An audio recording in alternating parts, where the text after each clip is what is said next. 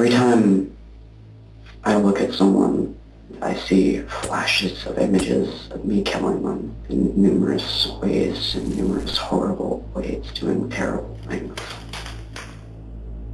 I can't help it. It's just what comes into my head when I see them. I want to hurt people.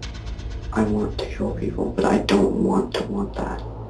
So, how would you kill me? Choking you to death with your tie, beating your face into the mirror until it broke, smashing your face into the wall. Nothing personal.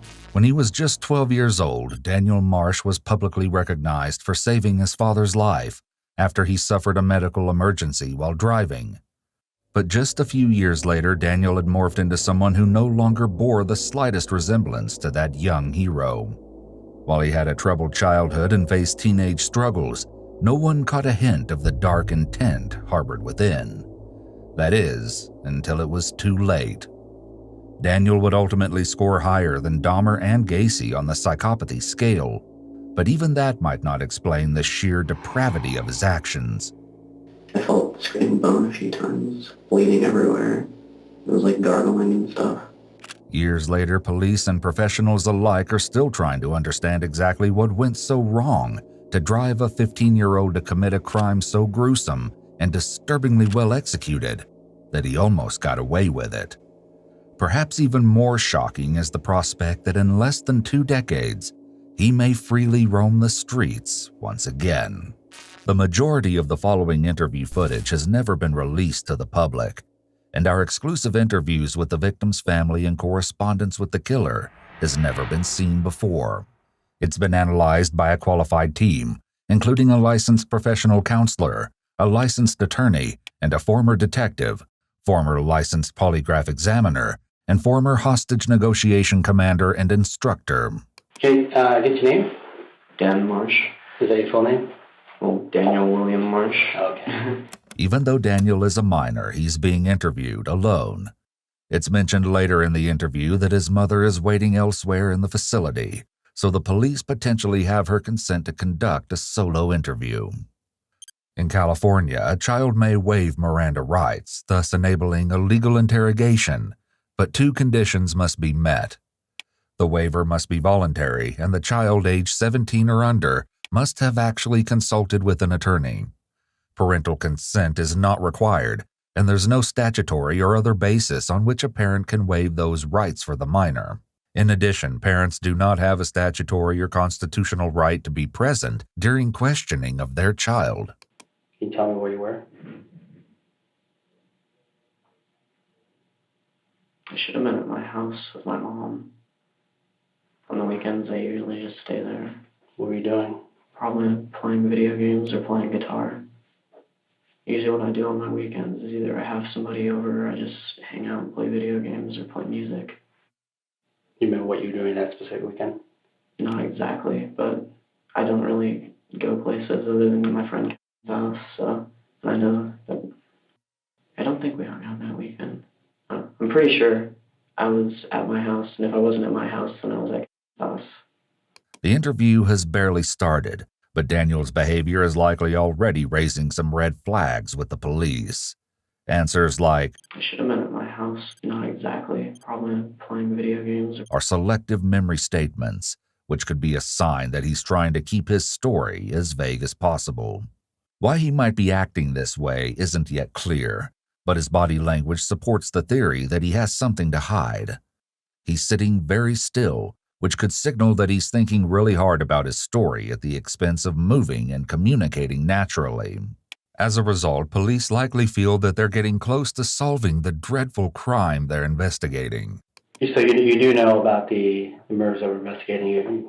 Well, yeah. I mean, it's Davis. When something like that happens here, it's like, holy crap. Everybody knows about it, hears about it. Tell me what you know about it. I think they were like an elderly couple or something. I know that somebody broke in and like stabbed these 2 people, but I don't really know anything else. Breaking and entering. Do you know which apartment did that? Well, not the actual one, no. But I know it was like near my dad's. I know we drove by it a couple times and we saw like the police tape and everything. Well, when was the last time you were there? In that area?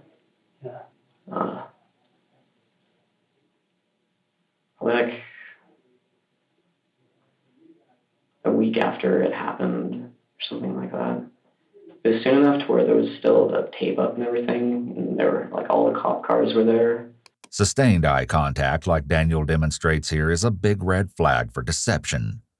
Daniel could be searching for any signs of doubt on the investigator's face, possibly prepared to change his story at the first hint of disbelief. He's also still using a lot of qualifying statements. But I don't really know anything else. I know we drove by it.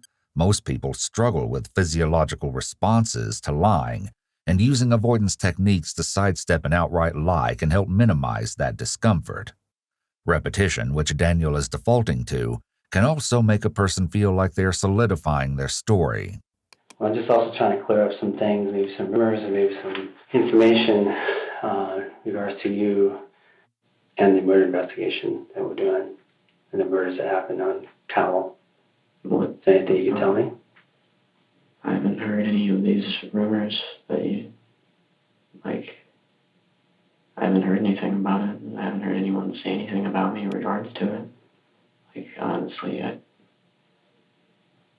I haven't heard anything about me in regards to that. I don't know why it would be there. Why anyone would spread a rumor. Notice how Daniel's hands start to twitch and how his speech stumbles. Like, honestly, I haven't heard anything about me. He can't even get through the statement at first. What if it becomes more than a rumor? Or if you have more information that you may have something to do with it? But I don't. How can you prove to me that you don't? Pretty sure if you ask my mom, she'll say I was there. I don't know. How would anyone else prove that? I mean, I know if you're looking for an alibi, that would be it. This is not reassuring because it's likely that his own mom is the one person who would lie and say he was there, rather than having been somewhere else. It seems Daniel may be thinking only along the lines of, they have no way of proving I wasn't home. When he mentions an alibi, this indicates that he's basically labeling himself a suspect. I had nothing to do with it. It's just a lazy weekend. Here, the investigator does a good job of the silent standoff. Most people are uncomfortable with silence when sitting with someone, so they'll try to fill the silence. The officer is trying to see if Daniel will start nervous rambling again. He doesn't, but he does reach over and grab his water and start drinking to break the anxiety of the moment. Even though he's still sticking to his story, the interview techniques are clearly having some kind of effect on him. It begs the question, if he's truly as uninvolved as he claims, why is he getting nervous? It's at this moment that a new investigator joins the conversation, and the energy in the room has a marked shift. Hey, Earl, how you doing? Good to see you. Hi. Hi. You must be Daniel? Yeah. That's Chris Canyon. Nice to meet you. Nice to meet you. I'm from the FBI. Work around here. I do kind of some of the criminal profiling stuff, and been working with Ariel on this case since it happened. So, sorry I'm a little late, but It's all right. you guys have been talking. Eddie told me you guys have been talking a little bit, and yeah, sounds like this young man has quite a history. Kind of a family train wreck, if I can be so bold to say that. Yeah, pretty much. The FBI agent describes Daniel's history rather harshly, but not inaccurately. So 9 years old, what do you mean, bro? Your parents split? Yeah, like parents split, mom disappeared for a few months, left with dad who was, well, he has a temper problem and, just lost his wife, so he's going to be pissed off, and so that wasn't really fun. And since then, every year it seems like, there's a new, bad thing to happen or a new crock of shit to be added into the pile. As Daniel opens up to the officer, he includes more details about his struggles, such as how unhappy he felt living with just his father, and the pain of his mother's absence. It was really selfish, honestly, because, she left with a chick, and I don't know what happened with that, but she was involved in my life for a few years. The woman Daniel's mother started a relationship with was none other than Daniel's former kindergarten teacher. And that pissed me off. Because it's like, really, you care about your own happiness more than your children's. It's not right. Hmm. I don't know, the way I see it, when you're a parent, it's kind of, you made it your duty to nurture your kids and take care of them and make sure that they're okay. It appears that the officer's attempts to build rapport are working, as Daniel begins to share his opinions and feelings as the interview continues. What's your relationship like with your dad? Not good. He never hit me or my sister, but he'd hit, like, the walls, or he'd hit, like, inanimate objects. He'd yell, and it's that kind of stereotypical, just pissed off dad, only. Notice how still Daniel is sitting without shifting in his seat or shuffling around uncomfortably. There are several ways to interpret this, the most simple being that Daniel is experiencing cognitive overload. It's possible that he's focusing so hard on keeping his story straight and controlling the interview that his natural nonverbal communication has ceased. However, this could also indicate that every movement he does make is very intentional, almost choreographed, in order to have the effect he wants. Based on later revelations about Daniel, it seems that this is a strong possibility. What was your relationship with, do you have a sister? Yeah. Is she older or younger? She's older. She's 17. She was a really bad, attention-seeking, habitual liar, a manipulator of my parents. And, when you're a little kid and you see that she's manipulating them and you try to tell them, they don't believe you because you're just a kid. You don't know what's going on, supposedly. Yeah. If what he's saying about his parents and sister is true, Daniel is quite observant for being so young. It seems as if he has everyone figured out. In addition to the interpersonal conflict Daniel reports within the family, both of his parents allegedly had extensive medical history. In fact, at age 12, Daniel was publicly recognized for saving his father's life after he passed out while driving. As it so happened, Bill Marsh had suffered a heart attack. Daniel was able to stop the car safely and pound it on his father's chest until his heart started beating again. After digging into Daniel's family history, the FBI agent makes an extended effort to connect with Daniel on a personal level and build rapport. In addition to discussing Daniel's past, they chat about his interest in martial arts, video games, and music. There's a method to the madness, as the detectives lay the groundwork in an effort to get to the heart of one of the most heinous crimes we've covered so far. While it may not seem pertinent to the crime, rapport building is a very important part of the interview process. It allows the interviewee to feel more at ease and more like they can talk to the interviewer.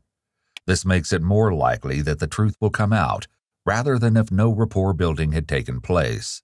Alternately, you can think of it like bonding or having a conversation along the lines of you would tell your friend something you wouldn't tell a stranger. These are all good interrogation tactics.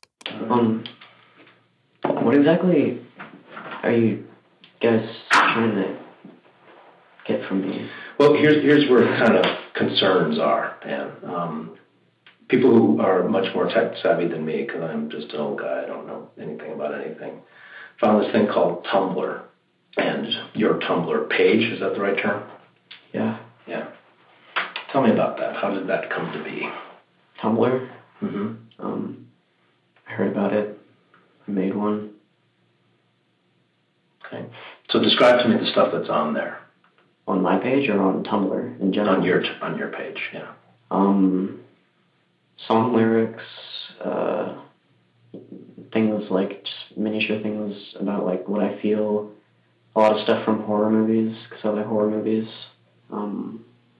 Gore, pretty much it, just music and scary stuff. These admissions that he enjoys horror movies and gore don't really make Daniel look good. In addition, his qualifying statement, "pretty much it," likely makes the investigator wonder what it is he's leaving out. Horror movies and gore, yeah. Yeah. Seems like there's a lot of that on there. Well, since I was a little kid, I liked horror movies. I've been watching them, for a long time. I'm wondering if it's a refuge for you, Dan. In a way, it kind of is. I've got a dark, screwed up sense of humor, and actually a lot of that stuff makes me laugh when I... That doesn't sound suspicious at all coming from a prime suspect. However, it's important to keep in mind that just because a teen dresses in all black and likes horror movies and gore doesn't mean that they'll go on to harm others or act out what they see in horror movies.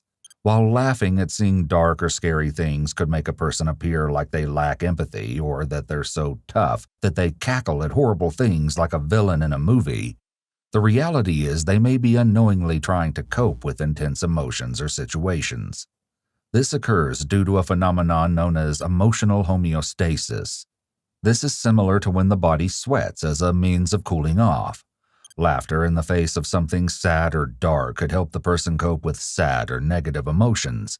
It's very possible that Daniel may not know how to cope with difficult emotions, or he may be hypersensitive to intense emotions. See it, and I don't know, not a lot of stuff makes me laugh. Mm-hmm. And so it's like, I like horror movies, and it's the same thing as a horror movie, only it's real. And since I don't have any connection to whoever it happened to, it doesn't really bother me. Right. So, and it's kind of like the cutting. It's a feeling, right? Yeah, seriously. Like, it makes me feel something, and I've just always kind of been into darker stuff. And what do you feel when you say it makes you feel something? What is it that you're feeling when you see the stuff on Tumblr, the gore? I don't know, it makes me feel like shocked, and I'm fascinated with anatomy, and so like you can see what happened to them and how warped their bodies are, and just it's kind of fascinating to think like, what could have done that? How did that happen? Why did that happen? Just how did this all come to play? And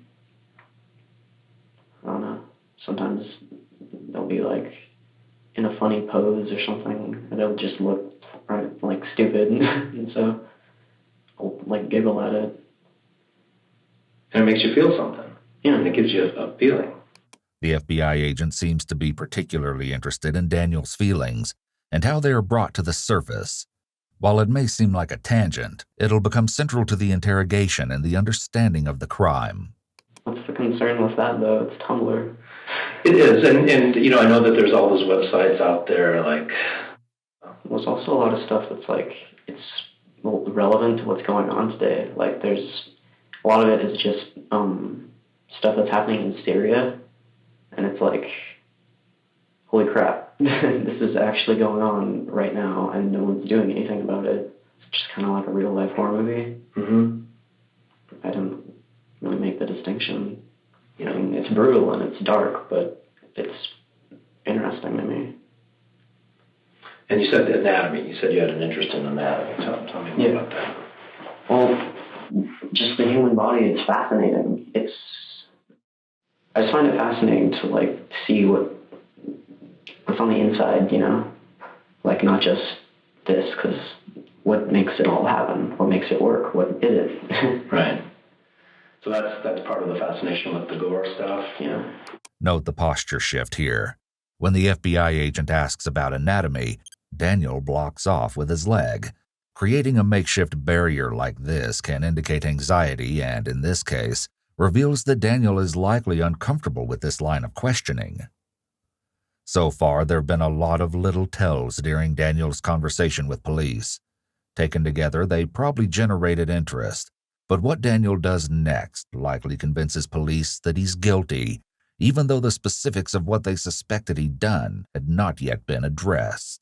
So I am not sure how far you and Ariel talked about what kind of led us to you and to kind of look into Dan and everything about Daniel.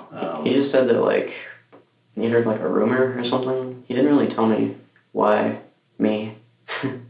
He just kind of asked me those stereotypical questions, you know, like where were you? Who were you with? What do you know? Okay.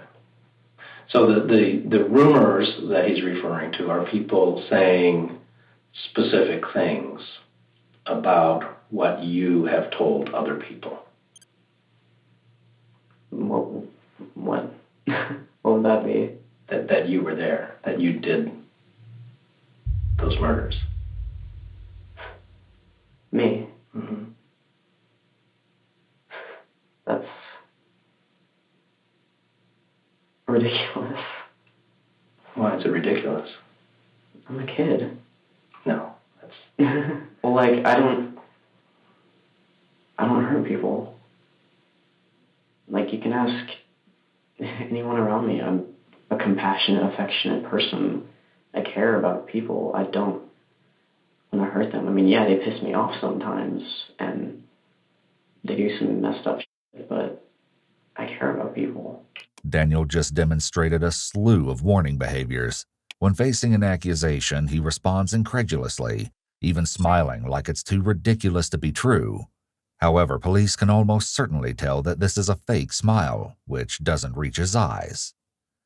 He also seems to be demonstrating the freeze response. While he hasn't been very mobile during the interview, his movements have increased as the questions become more pointed. Before, he made small motions with his hands and occasionally gestured when he spoke, but it all stops here, and he becomes perfectly still. Even more significant is the fact that Daniel doesn't actually deny anything, nor does he exhibit shock or anger at being accused. He simply brushes it off as absurd. Finally, the fact that he feels the need to emphasize that he cares about people. Like, you can ask anyone around me. I care about people. I don't want to hurt them. I care about people. Shows his effort to portray the idea that he's so great, he's incapable of doing something so terrible. I see you as a person who has a need. You have a big need. You have a need for a refuge.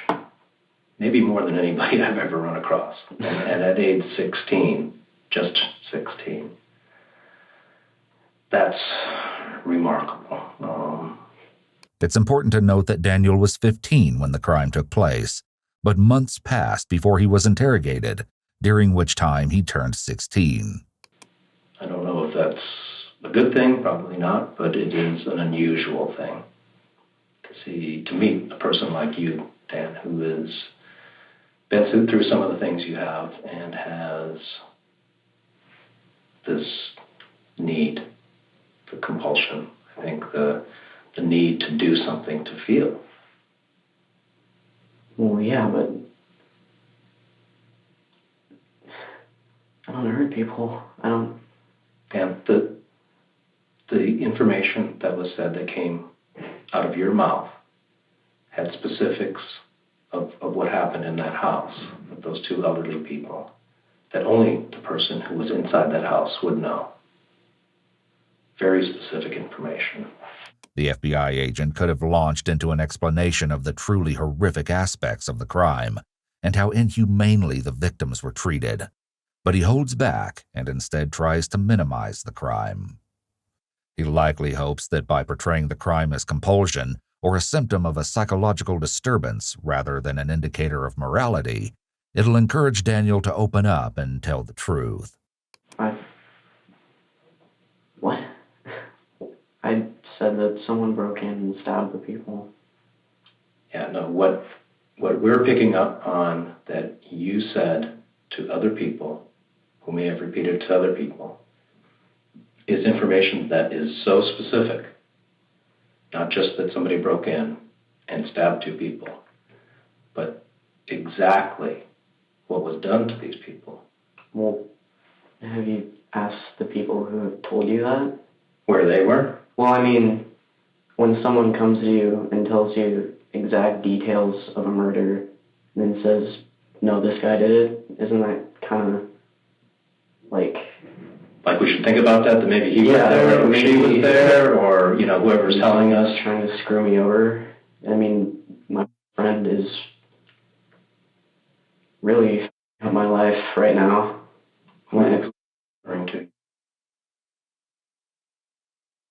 Okay. I don't know, it seems like he has a vendetta out for me or something. What's that based on? I don't know. Oh, do you mean what's his reason, or what's my reason to say that?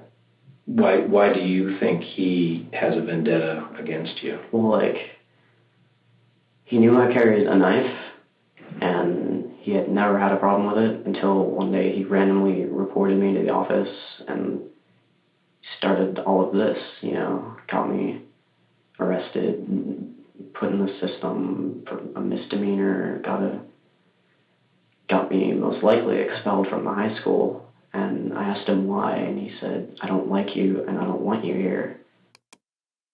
He's killed animals before. Seen him choke a cat to death. Yeah. Yeah, people have told us that that's the kind of stuff that you do, too. I don't. You've never hurt an animal? Not intentionally. I've gotten mad and I've hit my dog, but... It's interesting how Daniel says not intentionally, but then says he hurt his dog when he got mad. This indicates that Daniel may believe that doing something when you're angry isn't considered intentional, or that he gets some sort of pass when he acts on an emotion like anger. He may believe that his emotions are not his fault, or that he isn't at all responsible for how he reacts when he reacts on emotion. Like kicked your dog? Yeah. Choked your dog? No, not choked. I kicked it because it's annoying. It ran into me. It won't shut up, just stop. But I don't intentionally harm animals. So that if we talk to everybody that knows and everybody who's close to him, everybody that's close to you, Dan, and everybody who would know, people are going to say, Dan doesn't do anything like that to animals, but he does. I don't know if they'd say that he does, because me and him were we were brothers, We told each other everything. He told me, and I saw some of it. What did you see? I saw him choke a cat to death, and I saw him beat the hell out of his dog. And what eventually happened with the cat then? Well, it stopped moving. So. And what did he do with it? He threw it in the trash can. Here we see Daniel attempting to shift the focus away from himself by blaming someone else, who we'll call John Doe for privacy reasons. This is clever, as it serves the dual purpose of portraying himself as innocent and discrediting John as a witness. However, his slight smile and periodic chuckles when he describes the cat's death are certainly telling. Likely recognizing that Daniel has been resistant to the interrogation techniques used so far, the FBI agent tries a different approach, drawing from the Reed technique. If it did happen that was involved in killing these two older people, what should happen to him? He should go to jail. In California, I don't know how old he is. Is he a juvenile too? He's 17. He's 17, so, juvenile hall. Have you ever been? Oh. This whole knife thing, on campus, is the first any sort of negative interaction I've had with authority, with the law. What, I mean? I don't know. He used to take family trips to Mexico, and he's told me stories of, him and his cousins would do stupid shit. In the Reed technique, the question of punishment is often put forward as part of interrogation, as it can help cement in the interrogator's mind the suspect's guilt or innocence. For example, an innocent person will typically suggest a strong negative consequence, where a guilty person will offer a less severe option, as they're describing their own punishment. However, Dan manages to use the topic of jail and juvenile detention as an opportunity to highlight his own clean legal record. By contrasting himself and John, Dan makes himself out to be a good kid and more likely to be innocent. Thankfully, the FBI agent doesn't seem to buy it. Well, we have this issue then. We still have this problem. Yeah. And it's a big problem because somebody knows a lot of information, stuff that only somebody who was there is going to know. And we look at that, and we look at your Tumblr page, and we look at everything that I understand about people in your position that I've met along the way in 25 years of doing this. And people are saying, it's Dan. That's Dan. And he did it, and here's why. I didn't do it. Never killed anyone. I don't want to. Like you said, there's people that matter to you, but your curiosity, the graphic stuff, the graphic nature of it, the attraction to that. How could you not? It's an obsession. It would be an obsession. It would be a compulsion. I could never do that to someone. I've gotten in fights. That was self-defense. Yeah, no, this is something completely different. Never. Daniel's fingers are still twitching a bit, but he's remarkably still. This is a big red flag for deception, as stillness equates to cognitive overload and having to think hard about the right things to say. I couldn't do that. This is a compulsion, and like we were talking about before, this is something where you can't help it. It's an obsession. You think about it all the time. Mm-hmm. And after you're done with it, you're going to feel a complete relief, a release, and a feel. You feel that you almost got away with it. I mean, that's the thing. I mean, the crime was a masterpiece, just technique. I didn't do it. Daniel's denial is soft-spoken and respectful. He's still focused on trying to be likable and calm. However, his body language gives him away. He gives an almost imperceptible head nod when the FBI agent talks about how violence enables him to feel, and the rate at which he blinks drastically increases. And after you're done with it, you're going to feel a complete relief, a release, and a feel. You feel. This is another indicator of high anxiety or fight-or-flight mode. Both can cause dry eyes, and the blink response is a way for the body to automatically compensate for that side effect. It was a work of art. Yeah. Okay. So somebody did a good job. Very close to getting away with it. This is one of the first times during this extensive interrogation that Daniel interrupts the FBI agent. It's almost as if he's motivated by the approval of a job well done, while still actively working on not getting caught. The agent continues to do an excellent job of boosting Daniel's ego. This is reinforced by Daniel's weak denial. Someone who is truly innocent would be extremely upset at this point. Except for maybe a betrayal. Someone that you trusted. And that betrayal leads back to your whole life. I mean, since you were 9 years old. Just because I've got a messed up life, because I like scary movies and I like graphic content, doesn't mean I'm a murderer. No, I've got the thing that means depression. The thing that means that you're a murderer, Dan, is because only the person who was inside there would know. Yeah, but I didn't what was tell you done that. To the person afterward. I'm not the one who told you guys that explicit information that you're telling me about. No, other people said that you told them. Daniel didn't say that he doesn't know the details, but rather that he never told the agent the details. An innocent person should be strongly denying accusations and would be saying something to the effect of, "I don't know any details." Daniel is also speaking softly and has a nervous laugh. These definitely aren't helping his case. So there's two roads. You can go down the road of saying, wasn't me, I could never do that, and we're going to go and talk to everybody you know, and we already are. And they're telling us things you're talking about with the cat, for example. That was you. No, it wasn't.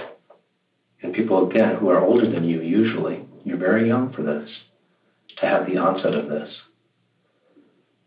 To start at 8 or 9 is extremely young. What started at that age was my depression. Daniel was indeed diagnosed with depression at a young age and had an extensive psychological history that he discussed with the officers earlier in the day. Do you take any medications? I take antidepressant, anti-anxiety, and a little bit of a mood stabilizer. What are they? Wellbutrin, Zoloft, and Abilify. Abilify? Yeah. Is that mostly an antipsychotic? Yeah, but they also added on the antidepressants to help with stuff that comes along with depression. Helps with, like, a little bit of mood swings. Helps with anxiety too. It just kind of calms you down. This is an interesting combination of drugs. Wellbutrin prevents the reuptake of dopamine and norepinephrine, thus making more of those neurotransmitters available in the brain.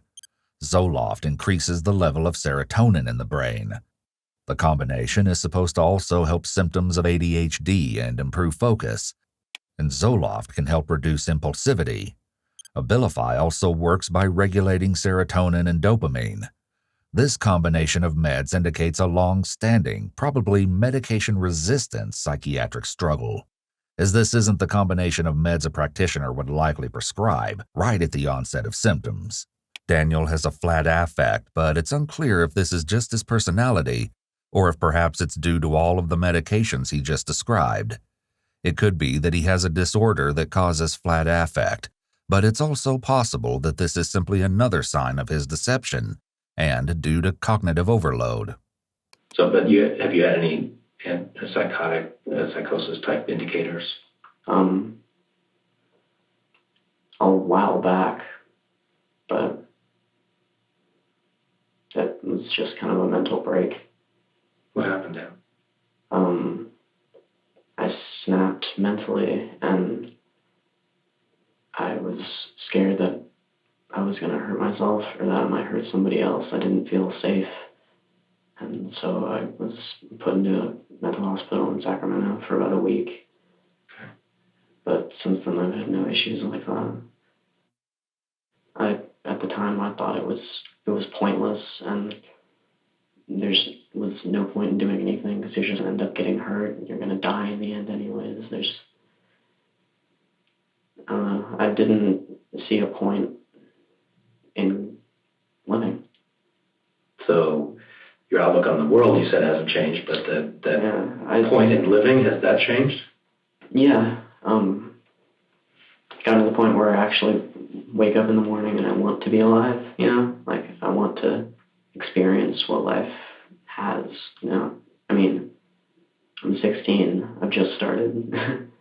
Despite Daniel's history, none of what he's describing could begin to explain the degree of brutality required to commit the crime in question. With this knowledge of Daniel's history of complex mental health struggles combined with his description of the vast array of medications he's been prescribed, we pick back up where investigators broach the subject of Daniel's inability to feel. And that depression and that self-loathing and that just life sucks, it all goes together. And you get to the point where you don't feel. You don't feel. I know you were in pain. I know you were feeling horrible. And I think that this is a refuge. Like we talked about at the beginning, this is a refuge of the only thing that you can do that makes you feel alive. The FBI agent is talking about Daniel's attempts as an attention-seeking behavior rather than an actual desire to die. These drastic actions could be seen as a way to get pity and sympathy or to manipulate people. This is often a hallmark of certain personality disorders or extreme narcissistic manipulation.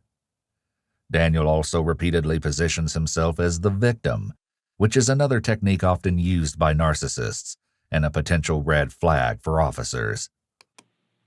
We've been talking a long time today, and one of the things over 25 years I've gotten pretty good at is reading body language. And you see the things on the TV shows and all that kind of stuff about poker players, of all things, can read faces and tells. You know what that is? Yeah.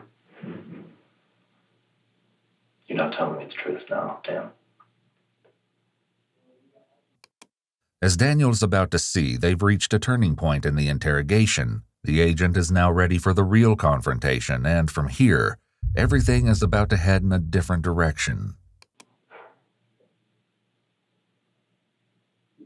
Wouldn't you be kind of freaked out if you already have anxiety and social anxiety and you're brought in here and people are accusing you of killing people? It has nothing to do with being freaked out. It has to be doing what I can see when you're telling the truth and when you're not. And I know when you're telling the truth and when you're not. And you're not telling the truth now, Dan. Yes, I am. I didn't kill anybody. I've never killed anyone before. I don't want to kill anyone. I don't want to hurt anyone. The person who did this will do it again. I have no doubt about it. They can't not. It's the obsession, and it's the compulsion.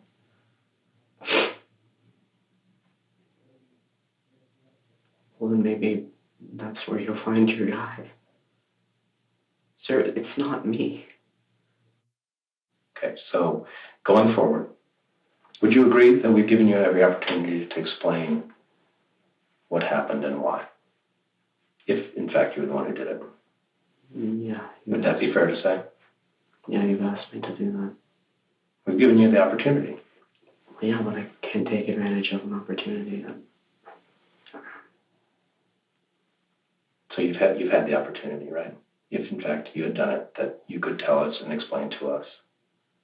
And do you get the feeling like I would understand? To an extent. To an extent.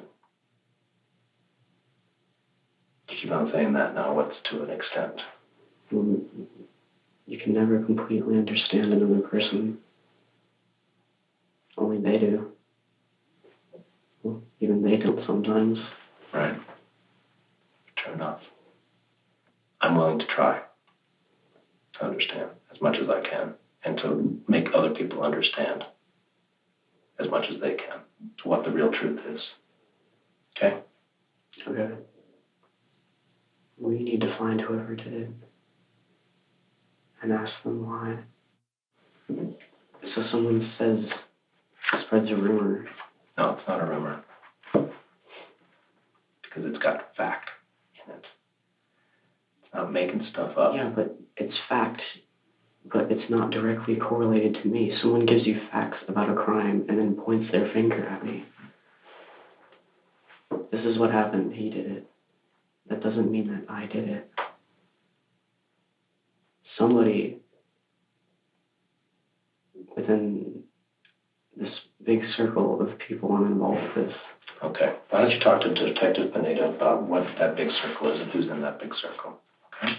As soon as the FBI agent exits, leaving only the local police officer in the room, Daniel exhales heavily, like he's finally able to relax.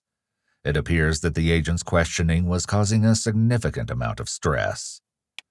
Daniel is left with the local police officer to discuss his alibi further and to provide a list of contacts who might be able to corroborate his story. When the FBI agent returns more than half an hour later, he takes a drastically different approach. Couple things. The evidence, the investigation is going to progress. Okay? So we have to do certain things, and that's what Detective Pineda is looking at here, some things that we need to check for evidence. Couple things. We have a DNA swab kit here. I'd like to take your DNA to check it against things that have been found at the crime scene. Pretty much standard CSI kind of stuff. Any problem with that? Okay. The other thing is, and if you don't mind sitting down, taking off your boots. Daniel cooperates, either because he's innocent or just very, very sure of himself. He allows the police to collect his boots and take buckle swabs from his cheeks. How long have you had these boots? 8th grade. Since 8th grade? Your feet haven't grown since 8th grade? No, they got to damn near size 10 and they just... Okay. Anything unusual about these? I don't think so. You ever worn them around blood? Maybe. I get a lot of nosebleeds. So Maybe they got on that. okay. But if that was to be the case, it would be your blood. I assume. Left with no other option, Daniel falls back on his default of non-committal and qualifying statements. Any other places you walk through, like major bloody things, like deer getting hit in the road and you walk through, anything like that? Might have walked through like roadkill. Like, I don't know. After like years of having it, I don't really think about what I've been walking on. Okay. Yeah, it's definitely possible. Is there any reason that you would have ever put duct tape on the bottom of those boots, Dan? No. No. I put some in here, but that's because that was rubbing against my ankle. So some duct tape inside the uppers here. Yeah. By where the green skeleton is. How about this one? No. There's only that one that had the problem. Okay. But never on the bottom? No. Okay, so there would be no reason for there to be duct tape residue on the bottom of your boots? No, there shouldn't be. Have you ever lent your boots out to anybody? No. Are they what you wear most every day? Yeah. By having Daniel answer these seemingly mundane questions, the FBI agent removes the possible excuse that someone else used his boots while committing the crime. There were no useful footprints found at the scene, just impressions, leading investigators to believe that the perpetrator had taped over the treads of their shoes to avoid leaving evidence. If they find tape residue on the soles of the shoes, they will have proof that Daniel is lying. The next piece of evidence to be examined is Daniel's phone. That phone is certainly, as you know, Dan, a piece of kind of almost tracking equipment, if you will, in today's day and age. Not because of anything the NSA or the FBI or anything like that that's been in the news recently, but just because that's what phones are. Whenever you walk around, you hit different cell phone towers, and it pretty much gives an imprint. We can go back and locate where that phone was at a particular day at a particular time. Okay. Okay. Did you know that? Can I please go home? I've been here all day. So we'd like to take your phone. I kind of need that to, communicate with my mother and with my friends. Daniel has been in the interrogation room for 3.5 hours by now, and this is the first time he's asked to go home. It's really incredible that he still believes there's a chance he could be going home at this point. It seems like Daniel is starting to realize that he may have made some mistakes as he tries to come up with reasons not to leave his shoes or phone behind. Well, as with your shoes, Dan, police department's going to take it as evidence. The judge has signed a search warrant for it. How am I supposed to call people or walk without my shoes? Well, I don't think you're going to have to worry about that tonight. Investigators are about to share a huge piece of evidence that will likely further diminish Dan's hopes of leaving the police station anytime soon. So there's a recording that we have, and of a phone call. I want you to hear it and listen to it.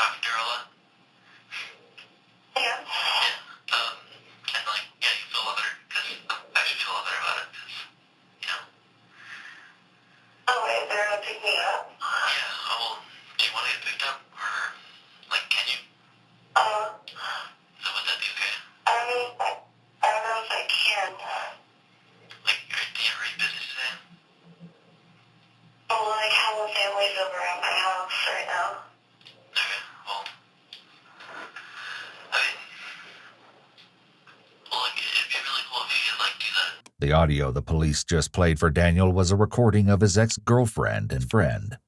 This likely drives home the reality that he's been betrayed, and the police know what he's done.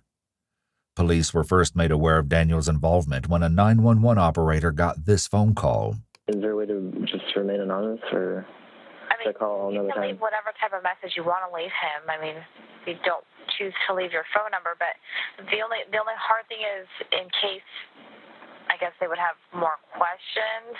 I mean, if you don't want to leave your real name, that's fine. You can make up a name or at least a contact number so they could at least just call you back if they had more questions. I don't know if you'd be willing to do that. Well, I know everything, and it's really scary, actually, because he kind of threatened me and all that.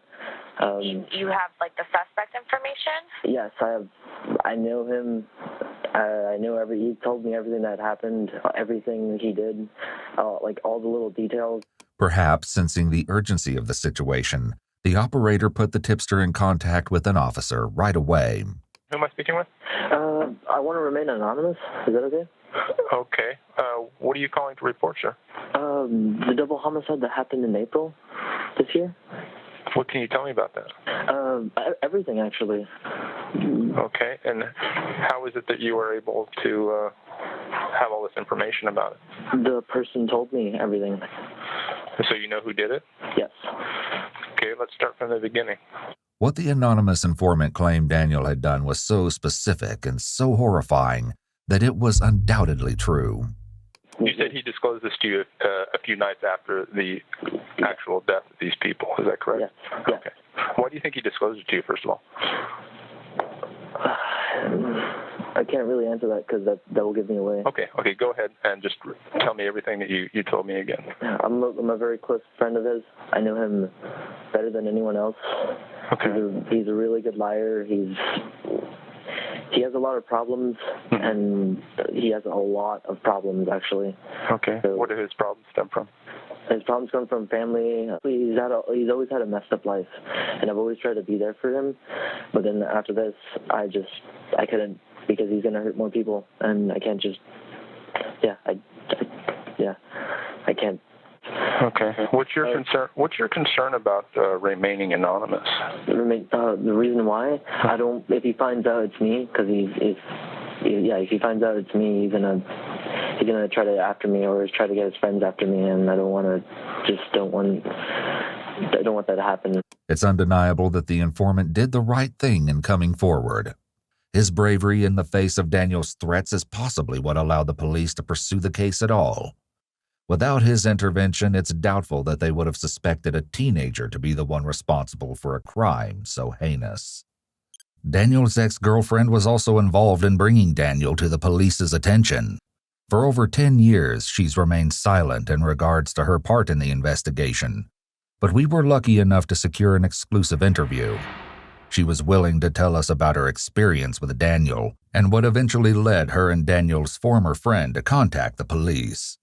She wishes to note that she laughs when she gets nervous, so any giggles on her part are not an indication that she does not take this seriously. In fact, it's the exact opposite.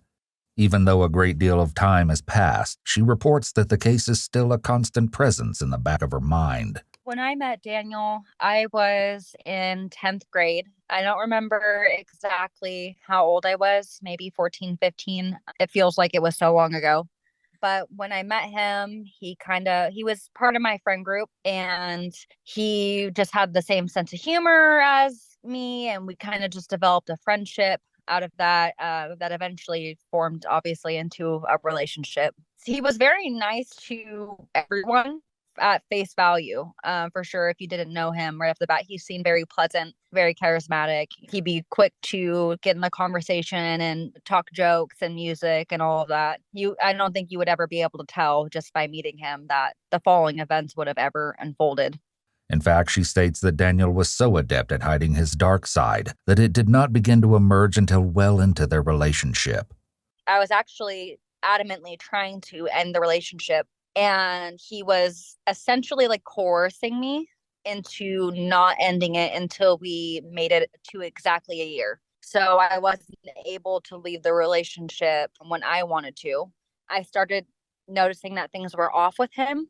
But it kind of just started off. We were really young. We were kids, we were part of the edgy metal scene. So we were all enveloped into dark humor and just pushing the limits for whatever. And I noticed that he just kind of had this extra darkness to him that progressively started coming out as we got further and further into the relationship. I think the biggest red flag, and people are probably going to think I'm crazy for even staying with him after this. Again, I was young and dumb. He was very interested in watching real life videos of people dying, and I was really uncomfortable with it. A lot of the stuff that I saw actually still haunts me to this day. But again, young and dumb, I just kept pushing. That was like the biggest red flag. And besides that, he would just make jokes about, killing people or the Columbine shooters and jokes about that very, very, very dark humor. He would joke about just any sort of tragic event that could have happened, where people died, he would joke about it. It seems the Columbine perpetrators and famous serial killers are often an obsession for people like Daniel, similar to how some children who want to play professional football idolize NFL stars, especially if they're similar to them in some discernible way. They serve as people to idolize that are like them. These are good examples of Daniel's lack of empathy if he found entertainment in these sorts of videos. Perhaps these served as a type of training, as he may have been working up the nerve to execute a murder himself. I would say it stayed pretty consistent up until he admitted to me that he committed the murders. And that happened. We were walking the dog in a graveyard, actually, just, walking around being edgy teenagers. And he asked me, I believe, if I had seen anything on the news or any updates about a murder that happened. I had no knowledge of it. And he, well, just pretty much right out and said that he did it. And at first, I really did not believe him. It took a lot of convincing for me to think that it was real. But when he started getting into details of what he did, it became more and more real. And even then, I mean, I was so young and I had never been exposed to something like that, that even after the conversation, I was immediately scared of him until I got a chance to talk to his friend, the only other person he told. I really did not think it was real at all until I saw an article about it and the pieces matched. And at that point, I was like, oh my God, he actually did it. He was ecstatic. He was excited, like he accomplished his life dream. Putting the horrific nature of what Daniel did aside, the fact that he was so ecstatic after the murders indicates his grandiosity and narcissism. He only cared about his accomplishment and was riding this high after he did it with obviously no concern for the victims. When he was talking about it, he lit up. Like he was genuinely happy, kind of also in a way that he thought I would probably be very impressed about what he did. It was very much like kind of showing off this trophy. There wasn't an ounce of, how can I say this? He was confident. Like there was not an ounce of anxiousness, like, oh, I did this and I don't know what to do next. I don't know what to do. Like, oh my gosh, there was none of that. It was like, I did this. I'm not getting caught. It was a perfect crime. I did this, this, and that. And very triumphant, kind of like he beat the system. Like these stupid cops, they're never going to figure it out because, I did such a good job. Back in the interrogation room after hearing the audio, Daniel is finally faced with the true gravity of his predicament. It seems to be an effective tactic on the part of interrogators because, finally, they get a bit of honesty from their suspect. So, I mean, you can tell that there's recordings and stuff like that. And tell me about the time, you said the last time you talked to her was a few days ago. Tell me about how that happened. How did you meet with her? I went to her house in Dixon and I talked with her. How did you knock on the front door and wait for her parents to answer? And no. How did you do it? She came outside and we talked. Really? Yeah, she came outside and then brought me in and we went to her room and talked. How did you get into the room? Or to the house? Went in through the back. Through the door? No, there's like a back door. So went in through the back door? Yes. Okay. So, Can I ask something? well, I'm going to ask you, why are you lying about that? Or why would she completely tell us a different story about how this last contact went, Dan? Well, I went there, and I went in, Yeah. and I talked to her. That's completely different than what you just said. How did you go in? Tell the truth. I went in through the back door. Through what part of the back door? The doggy door. The doggy door, okay. This admission is huge, as it opens a door to an entirely different side of Daniel that he has thus far been attempting to hide. Breaking into his girlfriend's house is a massive boundary violation and demonstrates a complete disregard for social norms and laws, as well as her autonomy and rights as an individual. As it turns out, this may have been the mistake that led to Daniel's capture. So I was on the phone with his ex-friend in my bedroom, and we were discussing him. We were discussing how his behaviors were getting more, in our eyes, unstable, how we didn't know quite what he was going to do next. We weren't on the best, terms.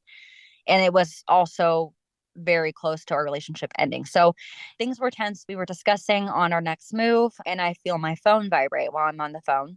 I don't pay any mind to it at first. I continue the conversation with me and his friend at the time.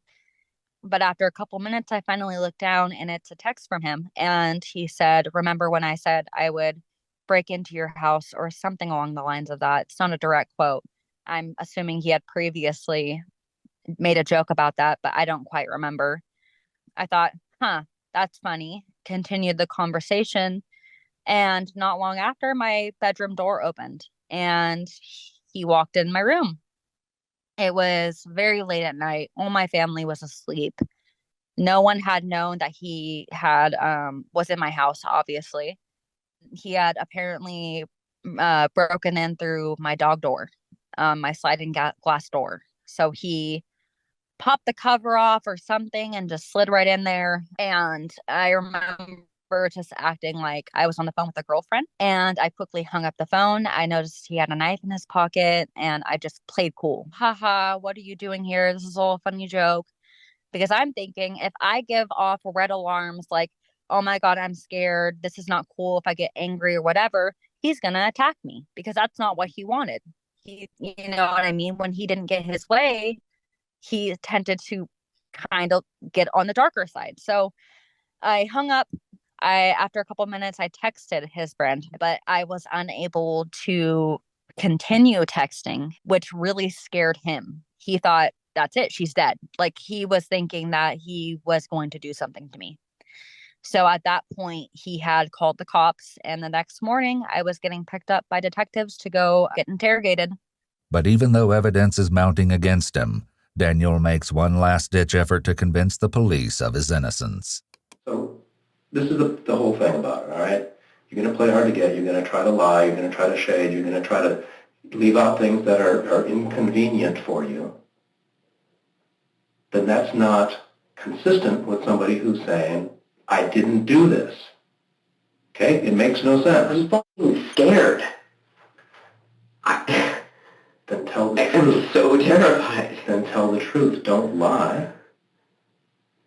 You went in the doggy door late at night, and you went in and surprised her. She had no idea you were coming, and you're there, poof, suddenly. It was a romantic gesture. Is that what happened? Yes. It was a romantic gesture, because I always used to say, one of these days I'm just going to show up and I'm going to surprise you. So if it was a romantic gesture, Dan, then why the heck would you just sit here and bald-faced lie to Ariel and me? You guys are threatening me with fucking... With what? The truth? With getting arrested for 2 murders. I am so scared right now. Of course, I'm going to do anything I can to try and say that I didn't do this. Including lying to the 2 police officers who have been sitting here talking to you for the last several hours. Okay? You don't have to take it like a tone all of a sudden. You were being hella friendly, and now all of a sudden... You lied to me, Dan, and I know that you lied about that. You're ruining my life. Why should I... Daniel's tone shifts very abruptly here, going from near tears to anger almost instantly. This can be interpreted as more evidence of how manipulative he is. He can flip a switch from one emotion to the next to suit what he thinks he should be doing. He's probably shocked that his lies and other manipulations aren't working, because it's likely that his tactics usually work on people less attuned to his brand of psychological intricacies. I'm not ruining your life. I'm trying to solve a homicide, a double homicide. And if you do it, I understand. And I am there for you to try to make other people understand, because I see it. I see it in you. And you're not alone. You're not the only one. I know it feels like you're the only one, but you're not. If you want to help me, then don't ruin my life. If anything, send me to the psychiatric hospital. Okay, we can talk about that. I'd rather go there than jail. Okay. I mean, I'm psychotic. That has to... You told me earlier that you weren't psychotic. Did I? Yeah. Are you sure? I am. Don't remember saying that. You did. I asked you if you had taken the... No, you asked me if what I was taking was an antipsychotic, not if I was psychotic. You asked me about the medication, and it technically is an addition to an antidepressant to stabilize me. It is. So I asked you if you had ever had any psychotic episodes or psychosis indicators, and you said no. So, but have you had any psychosis type indicators? That was just kind of a mental break. But since then, I've had no issues like that. I remember it. So don't lie to me, okay? We're pretty good at what we do, all right? And I'm not trying to ruin your life. Well, you're doing it anyways, man. This is the most significant show of emotion from Daniel so far, perhaps because he realizes that the truth is coming closer to being revealed. Significantly, the FBI agent seems to be structuring the confession as a way for Daniel to help himself, rather than an opportunity to do the right thing. He's likely picking up on the fact that Daniel will only confess if he thinks it will be good for him. I'd rather be in a psychiatric hospital than be in jail. Okay. Daniel's mentions that he'd rather go to a psychiatric hospital than jail seem to be confessions. He's not so tough anymore when he's faced with the reality that he may be locked up in a place with people far more threatening than the old couple he preyed on. Daniel is weak at his core, an emotionally fragile individual. Then tell us what happened and why. That's what I'm saying. I don't doubt that you may end up down that road and exactly in that place and get help and get treatment. Until it's proven... Unless you can prove with the actual evidence that it was me, then I'm not gonna... So if I show you proof that it was actually you, if I have physical evidence that it was you, you're not going to admit to anything. No, if you... You're going to continue to lie to me. That's what you're saying. No, what I'm saying is, unless you can show me something that flat out says it was you, then why would I say, okay, it was me? If you think you belong in a psychiatric hospital, then that's because you have all this stuff in your past, you have all this stuff in your brain, you just want to be outside of your head, but you can't.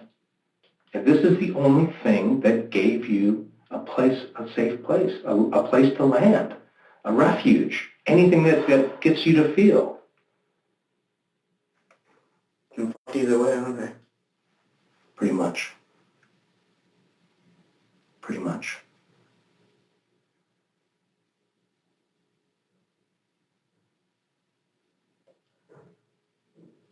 Just tell us that you need help. I need help. Okay. That's the first step.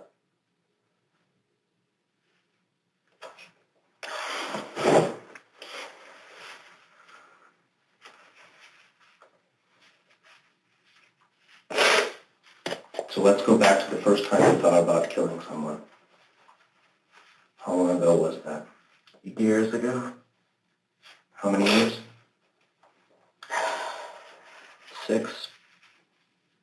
6. So when you're like 10. When I was 10, I thought about and plotted About killing the woman that my mother left my father for.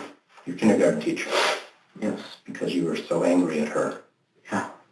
Okay. I saw her as the reason that my family was ripped apart, and in a way she was a big part of that. So she was going to be held responsible. Okay, so what were you going to do at age 10? What was your plan? I was going to slit her throat. Okay, how were you going to do that? I knew where she lived. She came over frequently. I didn't, at the time, really. I was 10. I didn't have a plan. So when's the next time that you remember thinking about killing someone? 7th grade. And who was that? It wasn't anyone in particular. It was just, I thought about everybody at that school gave me so much that I just thought about just showing up one day and see how many I could take out before they took me out. The anger was boiling over. Yeah. 8th grade, I still had the same desire. School. This is middle school now? Yeah. 9th grade is when it got more intense. Every time I look at someone, in my mind, I see flashes of images of me killing them. Okay. In numerous ways, in numerous horrible ways, doing terrible things. I can't help it. It's just what comes into my head when I see them. I don't want it to. I don't like that it does, but it does. Right. And that's around the time that started. These were other people at school, students? It's with everyone. Everyone. Everyone I look at. Okay. Family members? Family members. Loved ones. It doesn't matter. It's fucking disgusting, but it's what it is. Okay. No. It's not a desire. It's a thought. Just appears. Yeah. I don't enjoy it. Finally, after almost 4 hours, Daniel's walls are coming down. After a 2-month-long investigation, police are about to get the answers they so dutifully have been searching for. But even now, Daniel has to make sure that he has no chance of getting away with his terrible crime before confessing. When was the first time you started thinking about killing these people down the street?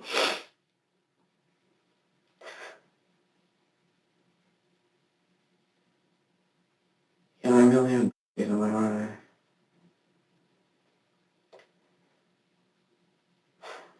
I didn't. Did you start thinking about it? That night, I couldn't take it anymore. I had to do it. I lost control of myself. Okay. I just went into the street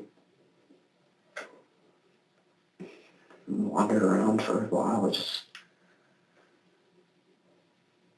looking for who would be, which house I should go to, who would be a good victim. Okay. Were you by yourself then? Yeah. What time of night was it? I think it was like 2 in the morning. 2 or 3. Okay. Do you remember what day of the week it was? I think it was Friday night. Either Friday night or Saturday night. Okay. And when you said you went out on the street, where did you start out that evening, that night? Well, I just kind of walked all around South Davis. So, and where do you remember next? How did you find yourself over by your dad's house? Well, I had been walking down the streets, scoping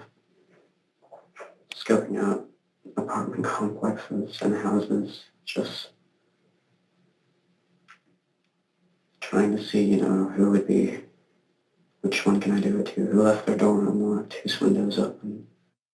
I got a hole in the screen, not even a hole, just a flap that I could get in and out with. Climbed in through the back. I listened for snoring, and I heard it. Went to their bedroom. I opened the door.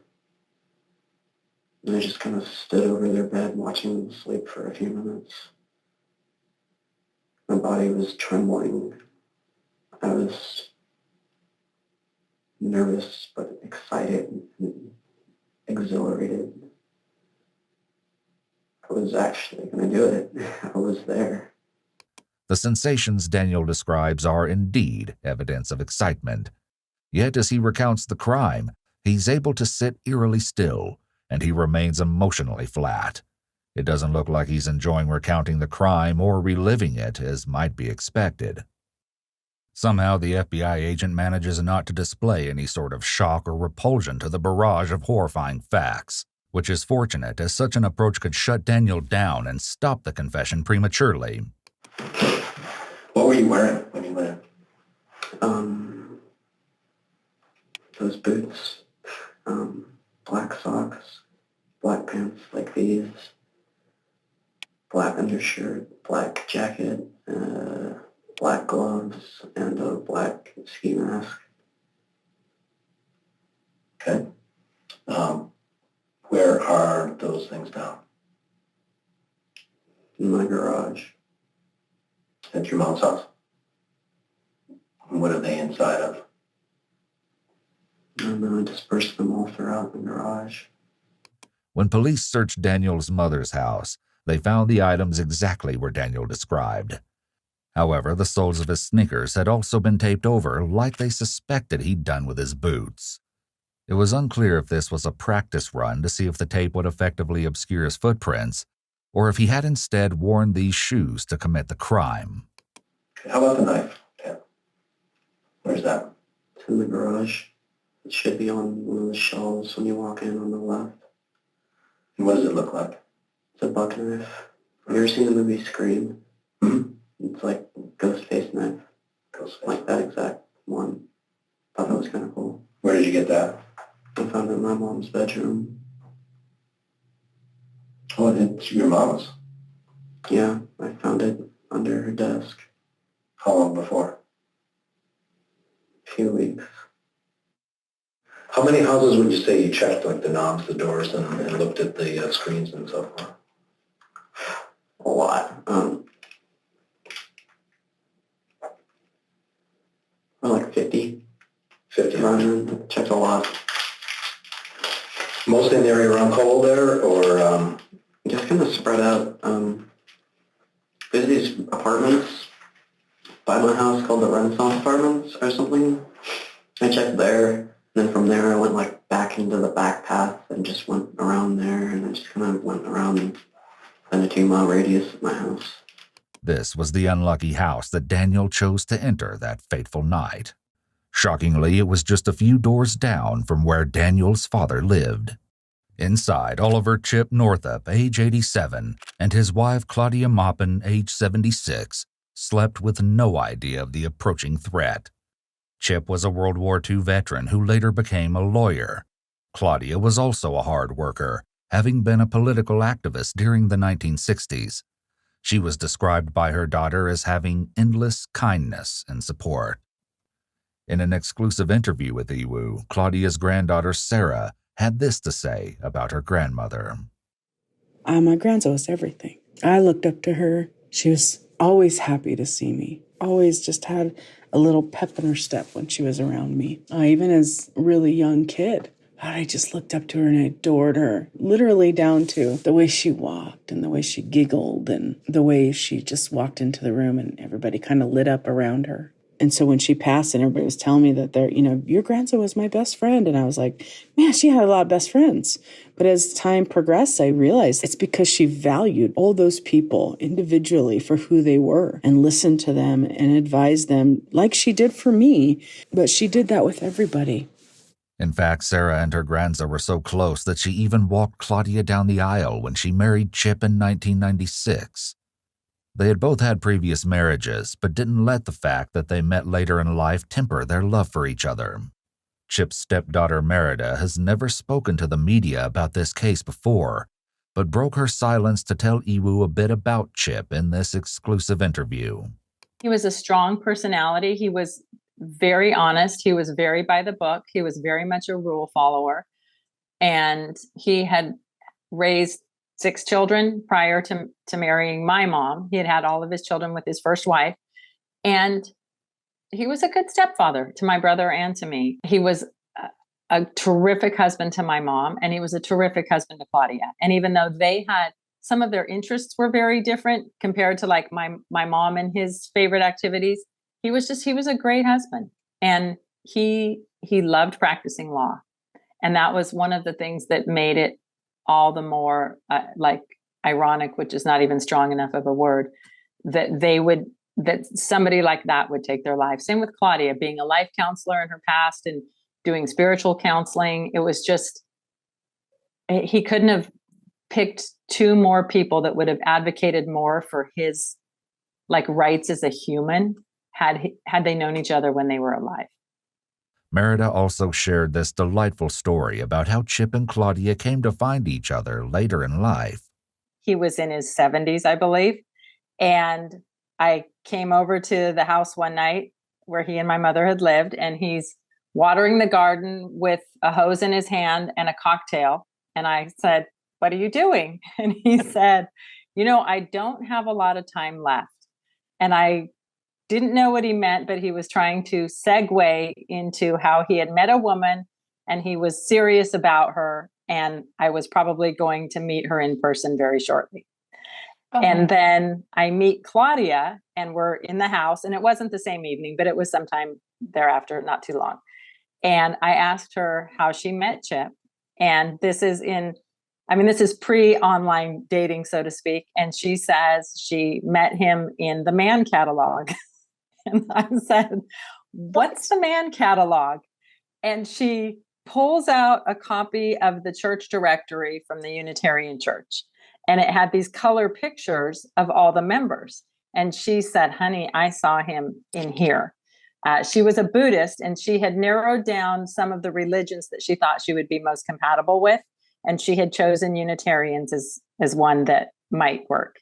So she said, "I found him in the Unitarian catalog." And I look at the picture and I said, "Claudia, my mom's in this picture." And she said, "I know, I had seen him before, but later I heard your mom had passed away. And that's when I decided he's the one I'd like to meet." And so we'd always laugh because the Man catalog was the church directory.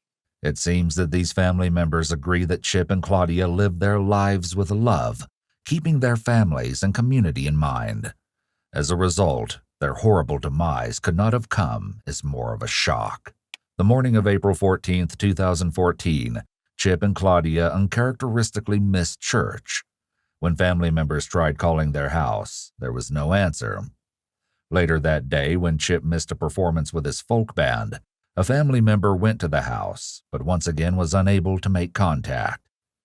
By that evening, when Chip and Claudia still hadn't been heard from, Claudia's daughter called the police. Together, Claudia's daughter and the police made the terrifying discovery that the back window screen had been carefully sliced open. By flashlight, they got their first traumatizing look at the scene. Claudia's daughter Victoria recounts her experience finding out about the crime in an exclusive conversation with Iwu. Her sister was the one who first entered the residence with police. And we had planned on saying a quick kiss goodbye. Everybody was too tired that we would see her later in the week, right? So went home, just really happy, knew I aced the test, and good night's sleep, and got up for work the next morning at 5 a.m. and picked up the phone, and there were 12 missed calls from my sister, which was very unusual. So here it is, 5 a.m. I just woke up. I'm pouring my coffee. I call my sister back, and she's very calm in that eerily calm way. And she said, "Honey, somebody's broken into mommy's house, and there are 2 dead bodies in the house." And I guess I immediately went into shock because I didn't think that the dead bodies were Mom and Chip. I thought that because Chip he was in his 80s, but he was very athletic and strong and exercised and all that, right? So I thought that somebody had broken into the house and Chip had killed them. And she said, "Did you hear about the double murder in Davis?" And I said, "I did." And she said, "What about Chip and Claudia?" And I'm like, "No, I don't think so. I think it's in an apartment complex." So she and I are both frantically trying to Google addresses and look at pictures and try and bring up the article. And then I realized that in the background of one of the news videos, I can see this sunburst design, this iron decor that Claudia had up on the side of the house. And I see that's in the picture. Now, in the meantime, I've called both their numbers and left messages saying, "It's Merida, can you call me back?" And I didn't call either of them frequently, so it would have been unusual that they got a message from me. And then in the course of that morning, which was also the same morning as the Boston Marathon and the Boston bomber, it's kind of all coming together that it's their house. We got there, we turned down my mom's street, and it was lined with media, with law enforcement, with the coroner's van. And at that point, I was just really intent on finding my mom because I knew she was in some police car or in jail or something and that she needed me. So I jumped out of the car almost while it was still moving, and I ran to the cop. And of course, the police officers came in, and I just was crying and screaming and saying, "Where's my mother? Where's my mother?" And trying to get them out of the way so I could get in the house. And they let me, the big police officer let me push him a couple of times. But then he said, "No, you're not going in that house." There's police officers from surrounding counties, from Sacramento County, which is where I live. And they were being all hush hush, but they were being kind, you know. And my partner, Casey, asked them several questions. And the first thing she said was, "Is Victoria's mother dead?" Which I thought, why is she asking that? And the police officer said, "Yes." Oh. And I started just kind of crying a little bit, like it was breaking the tip of the iceberg, right? And then she said, "Was Victoria's mother shot?" And he said, "No." And as she's going through the things, right? Right. And she gets to strangled, and then she gets to stabbed. When the police officer wouldn't look me in the eye and put his head down and said, "Yes," that I lost it. I started screaming in the police station. Chip's son Robert, however, was subjected to an additional level of trauma at the onset of the investigation. He was later subpoenaed as a witness and therefore not allowed to attend the trial with the other family members, even if he had wanted to. It began the same morning that we learned about the murders. I was in the kitchen of my apartment, and my son was with me, and we both had started crying. Reeling from the loss, they were blindsided by the first line of investigation taken by police.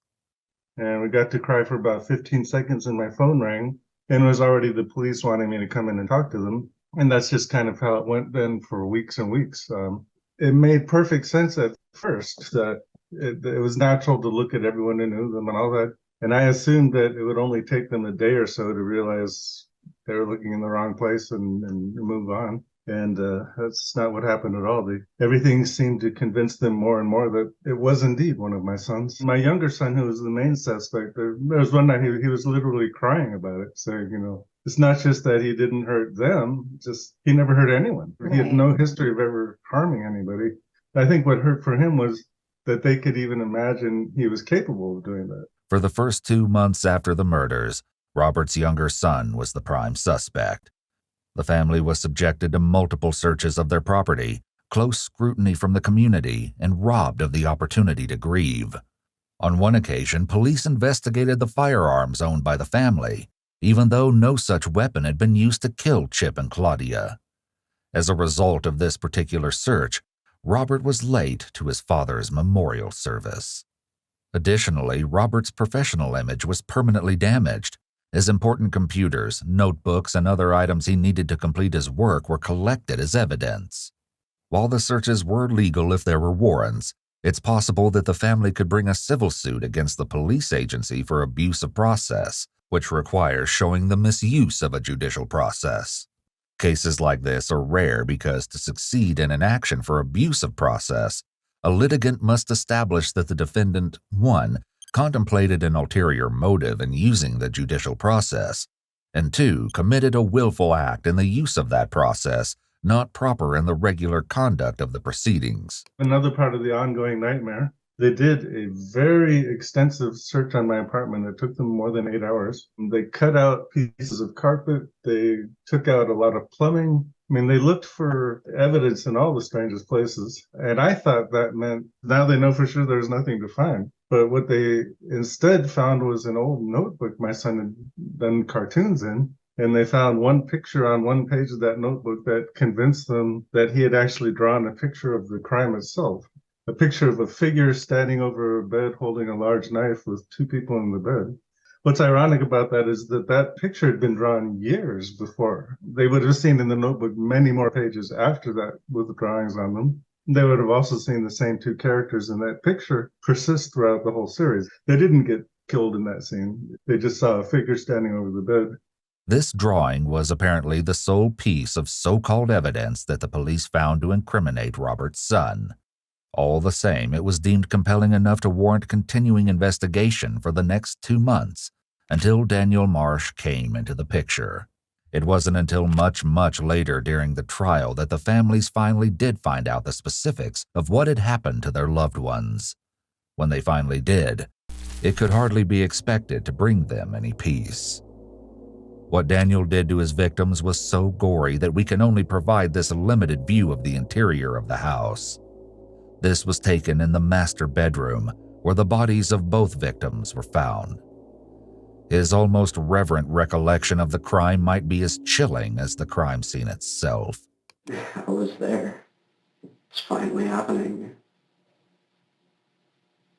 It was almost like an out-of-body experience. I didn't feel like I was really there, like it was real. And the woman woke up. So I just started stabbing her over and over. Okay. All throughout the torso, and I tried to get... And then the husband woke up, and he looked over, and just as he looked over, I stabbed him in the neck.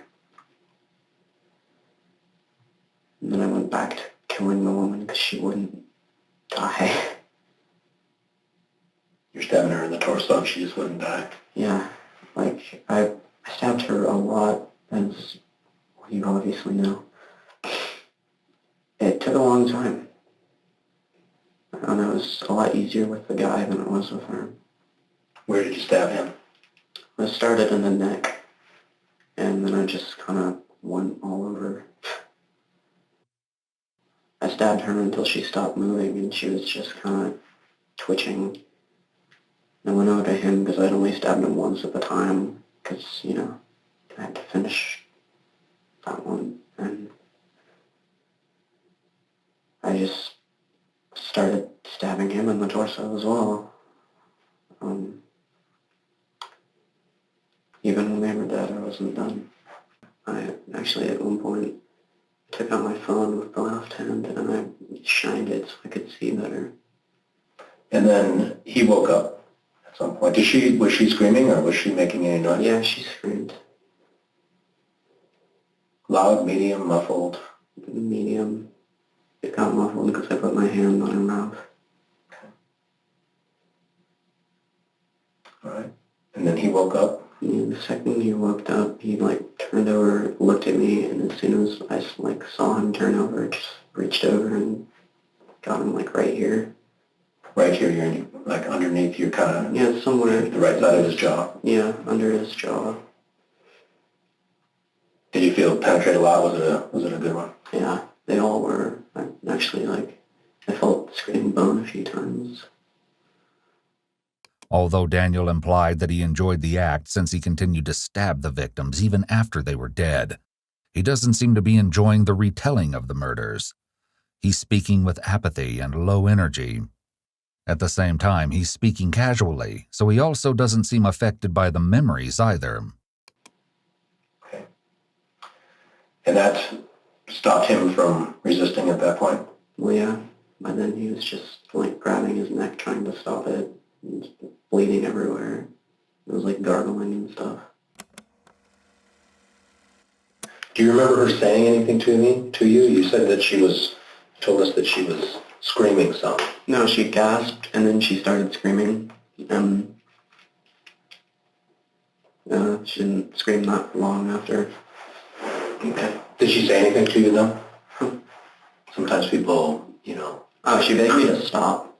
begged you. Like, what did she say? Please stop. Please stop. Shockingly, Dan has a strong enough stomach to casually eat and drink as he describes the lurid details of the murders. It's disturbing to know that Claudia begged him to stop. Hearing this plea should tap into a murderer's human side, possibly make them stop and run off. Daniel is void of any empathy for others, which is why the victim's plea meant nothing to him. All right, did you say anything to her? Mm-hmm. And did he say anything to you? He didn't have a chance. I mean, kind of just got his neck. So. Once again, Daniel fails to show any remorse for his actions and instead laughs before recounting how Claudia Maupin begged for her life. Estimate on how many times you might have stabbed him?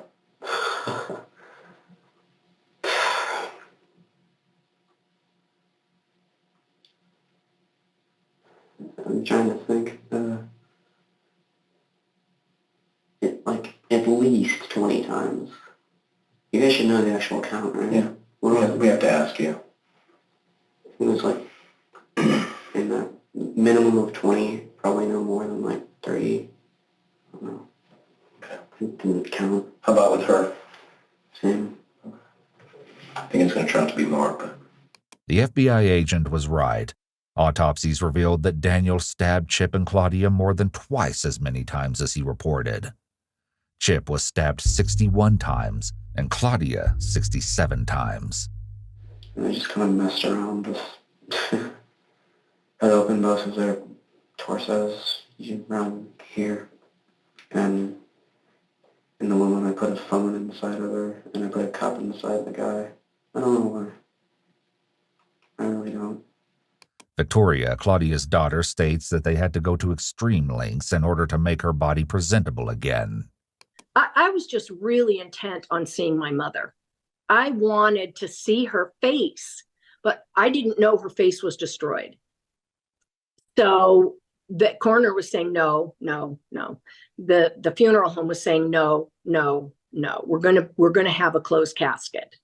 And I pulled the funeral director aside and I said, hey, look, this is a really close community and family. We need to see my mother's face to say goodbye. I still didn't know that the face was destroyed. I had no idea. I said, look, I think that her throat has been cut, but you could restore her face. And I remember saying that to the mortician, and the mortician's she's kind of looking her eyes around like this, like thinking, can I do this? Can I do this? And she said, okay, we're going to have to get a specialist. So we got a specialist. The woman came. And when we finally did see our mom, she looked like our mom. Against all odds, Claudia's family was able to bid her a proper goodbye, despite the terrible injuries left on her body. Yes, so the cup and the phone, what did you put into them? I put the phone into the woman and the cup into the man. Where did you find those? In the kitchen. Okay. What else did you do in the kitchen when you were what led you to the kitchen to see the cup and the phone? The kitchen was on the way to the back where I came in from.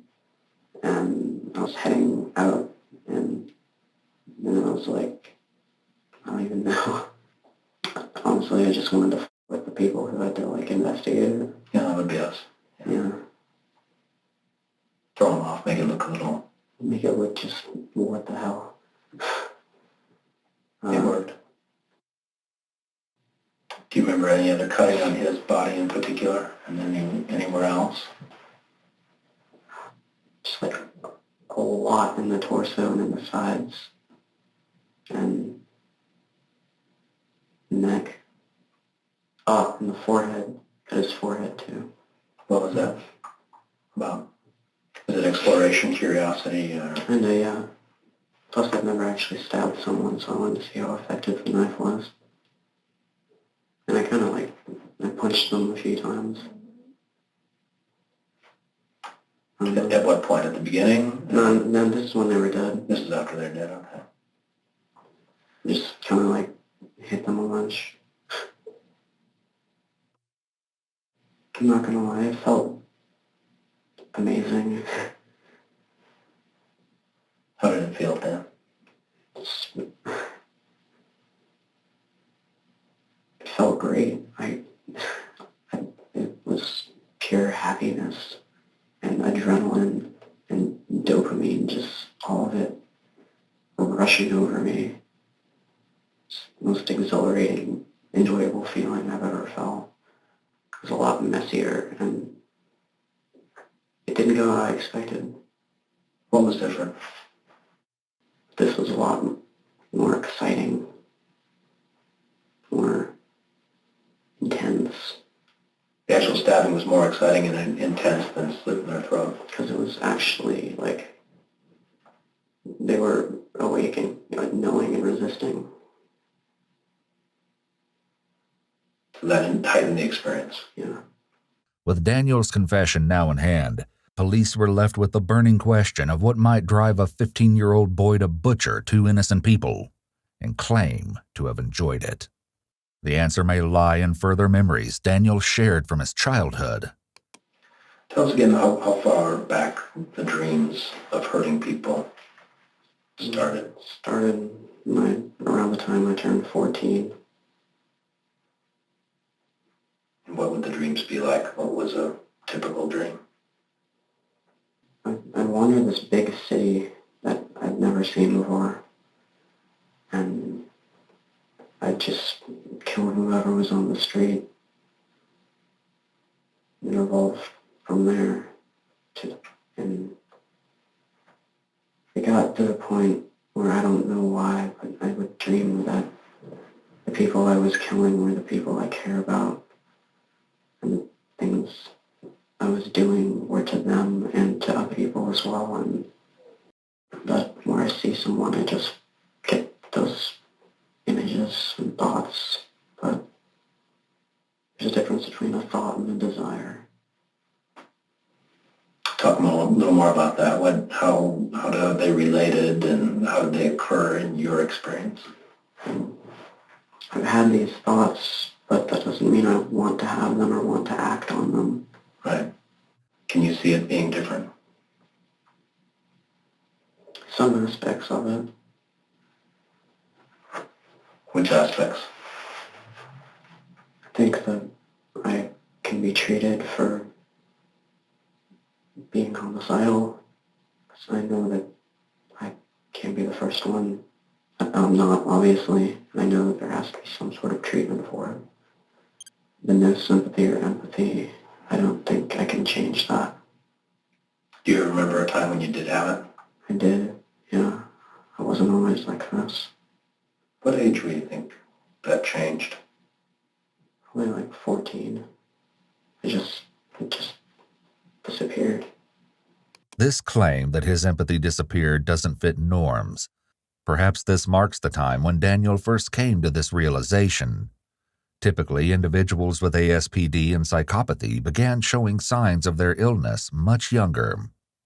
It's likely, however, that there could have been some sort of trauma he experienced at the age of 14. It's very possible that Daniel cared less and less because maybe he had to cut off his emotions for other reasons. When children and teens deal with trauma or other major life stressors, they may cut off emotions entirely. This can be considered an adaptive response in many ways because feeling those difficult emotions could be far too distressing. Did you ever look up on the computer and do research on psychopaths? Yeah. Why did you do that? I don't know. I looked up sociopath and psychopath because I always found it fascinating, and the more I've aged, the more I can relate. Because I don't feel sympathy for other people at all. I don't feel empathy for them. And whether I like that or not, it's the way it is. It's just like, I want to hurt people. I want to kill people, but I don't want to want that. I wish it wasn't that way. It's the way I am. and I'm it whether I like it or not.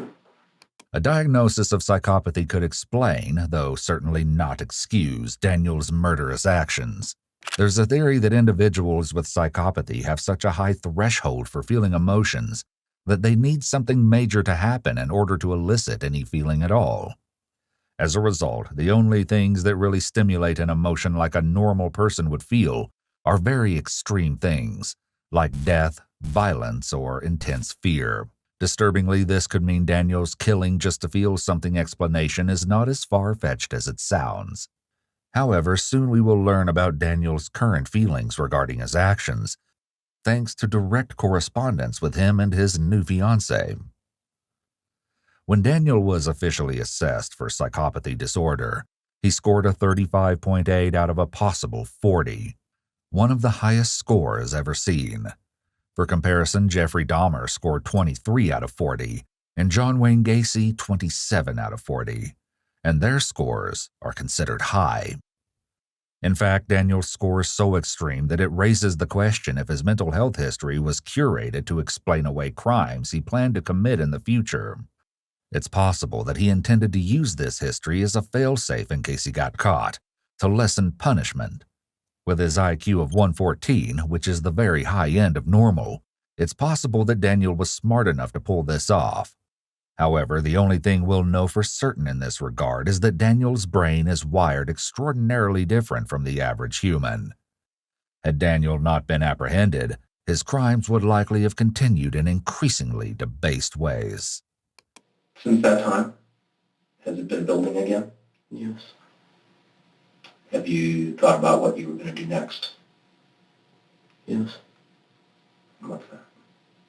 Do the same thing, only with a different mask and a different gloves, a different jacket, and instead of breaking in, I figured I'd get somebody when they're alone at night out in the street or out somewhere, just find somebody alone at night and beat them to death with a baseball bat. Did you have anybody in mind? No. Had you actually gone out looking for someone? Yeah. When was that? I don't remember. I've done it a couple times. A couple times since 2 months ago. Did you have any contacts? Did you find anybody that you think would be likely? No. Now that he's spilled all the details of his crime, Daniel appears to have no reluctance when admitting that he would like to kill again. This statement would have a direct impact on his fate within the legal system. His later assertion that he aspired to be a serial killer certainly wouldn't help either. For now, though, the interrogators have all the information they need. What questions do you have for me? Was I really screwed either way? Mm-hmm. Okay. Good. Yeah. We would have found all that stuff, and we would have tested it. Would have come back with blood on it. It would have been the victim's blood. And was there actually DNA left back there, though? At the crime scene? there are unknown DNA profiles. Hmm. I don't know if they're yours or not. We'll find out. Could be other people in the house that we don't know about, that we don't have identified, that we haven't compared those profiles with. If there was, if you think you might have made a small error at the house. I don't think I did. That's why I was thinking. No, it was a very well executed crime, no doubt about it. Thank you.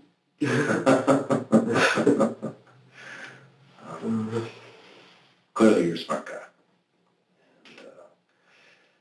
But for these afflictions, I think would have a different life, no doubt. Yeah. Pretty much done now. It may seem as though Daniel has exhausted all potential shock factor, but as it turns out, he has one more chilling statement to make. However, this one is delivered by request. You mentioned that pretty much everybody you meet, you have thoughts about killing them and how you would kill them. Yeah. So, how would you kill me? There's a lot of ways. I mean, that you've thought of so far in the couple hours that we spent together here. Choking you to death with your tie, Okay. Beating your face into the mirror until it broke and using the glass to cut your arteries, gouging your eyes out, and just smashing your face into the wall. It's nothing personal. I don't take it personal. Okay. It's just, that's what happens when you meet somebody, when you're thinking, when there's that time when you... Involuntary. It's something that just happens. It's like breathing. You breathe, you don't think about it, it just happens. Can't control it.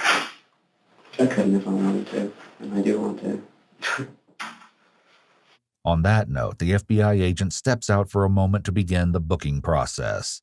During an earlier moment in the interrogation, when Daniel was no longer under the watchful eye of the police, a different, perhaps more accurate side of him emerged.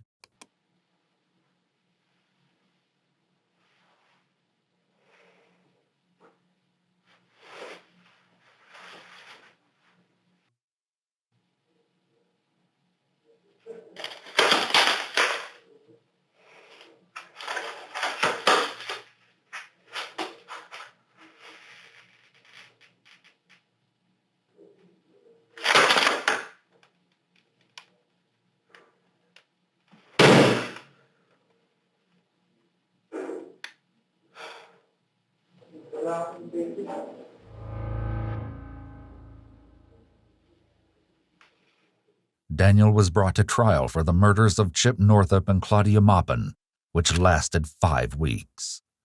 Despite the brutality of the crime, Claudia's daughter Victoria and her granddaughter Sarah both mentioned that they find a small amount of solace in the knowledge that Chip and Claudia died together, as they always wanted. Victoria was once again willing to share her insight on the experience, starting with the moment she first saw Daniel at the trial. And here he comes, and they bring him right up to me like this. If I turn like this, I could have touched him. Right. And I thought to myself in that moment, this is your chance, V, get him, right? And I thought I could just grab him, right? And I could just push him into the marble a couple of times. But I felt my daughter behind me, and she must have known what was going on because she wrapped her arms around me in this huge bear hug from behind. And she says in my ear, "Mama, don't do it. Mama, don't touch him. We need to go into the courtroom and we need to be there and understand. So don't do it, Mama. Don't do it." Claudia's granddaughter Sarah recounted her interactions with Daniel's family during the trial. So we went and they put us in a little room, and they were like, "We're going to bring you into a room at a certain time." And we went to go down the small little narrow hallway, and on one side was our family and the other side was his family, which was a little baffling to me, that we were literally 3 or 4 feet in front of each other. And they were teenagers mostly. There, it was very quiet and stoic, and my son's not responsible kind of like face, like this is, but the teenagers were like just, I don't want to say typical teenager because it's not, it wasn't typical behavior. It was almost mocking. And they had Free Daniel signs and t-shirts, and apparently they had started a site too, a Free Daniel Facebook page. And it was an awkward hour that we had to be with them. The families remained in close proximity even after entering the courtroom. Victoria, Sarah, and other members of the victims' families were seated directly behind Daniel's father, Bill Marsh, during the proceedings. Victoria's memory on the testimony from Daniel's friends is also enlightening. Okay. And then the friends got up, and his friends were just terrified. Young people, his girlfriend and his best friend, got up and testified that when he was as early as 10 years old was talking about homicides and talking about and actually hurting animals, and I saw him, because of course I watched him, right, the whole trial. So I saw him reacting to what his girlfriend and his friends were saying, and they couldn't even look at him. They were terrified, and he was looking at them like, "I'm gonna get you." I mean, there was so much manipulation and anger just seething from him during that testimony of his friends. Daniel's ex-girlfriend was required to testify at the trial because she was one of the people that turned Daniel into the police, and was privy to the details of the crime. From her recollection, it sounds like this was a harrowing experience for her. And I really don't remember much of it. I went into straight panic mode.